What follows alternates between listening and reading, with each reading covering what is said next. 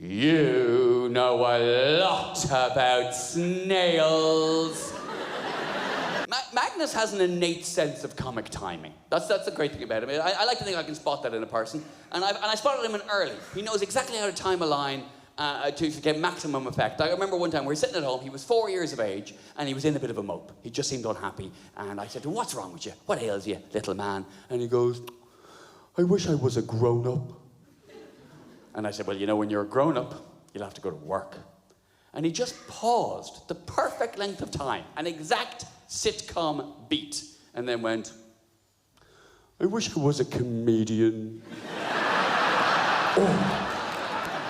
Oh, I see. Oh, it's like that, is it? Because Daddy doesn't work, does he? No. You try playing Hove. You tell me I don't work. That trampoline didn't just materialize out of nowhere, you ingrate. If he's not going to be a comedian, at the very least, we know he'll be a very accomplished heckler.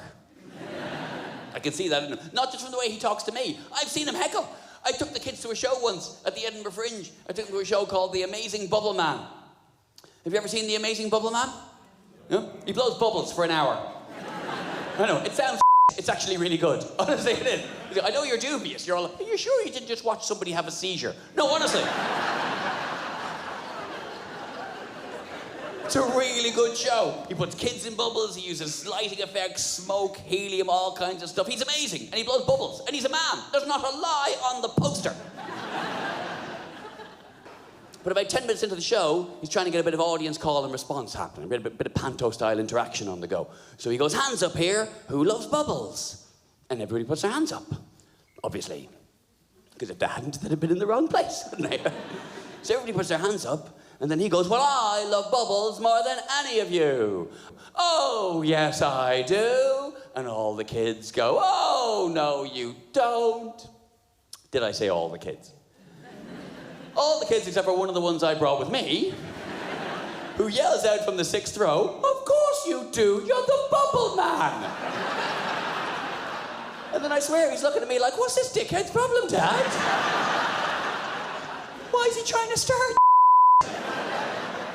And I was like, "You know what, son, I don't approve of heckling, but you just cut through some bullshit right there. Fair play.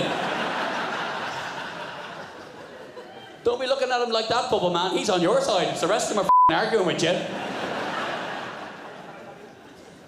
I saw him reduce a man to near tears at London Zoo.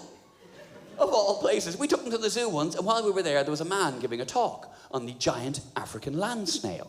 So we took them to that, because why should the whole day be fun? Kids have got to learn, you know? But it was actually turned out to be really cool because the guy has one in his hand. He's got a giant African land snail, and it's right there in his hand that the kids can all stare at. And it's a freaky looking creature. They're all transfixed by it because it's a snail, but it's giant, as the name would suggest. It's also African and land-based. Nobody gave a about either of those things. They're all just staring at the giant snail. And the guy is spitting out interesting giant African land snail facts, dropping some giant African land snail knowledge on the crowd there gathered. Well, everybody stared at the snail, apart from, again, after a while, my son Magnus, who just starts staring at the guy giving the talk.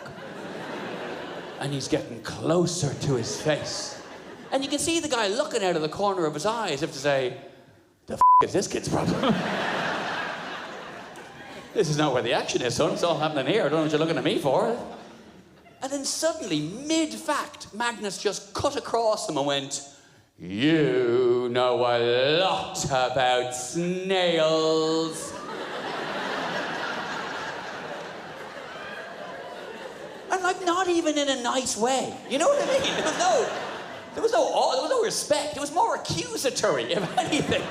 It wasn't like, "Well done, you've really boned up on your subject here, mister." It was more like, "What the f*** is wrong with you? What's with the snails, you weirdo?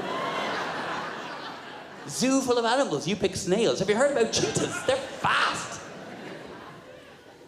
And you could just see the guy just crumble inwardly, just go, "I've wasted my life. I've absolutely wasted my life. Even this small boy can see what a pointless exercise this is. Mother was right about me all along."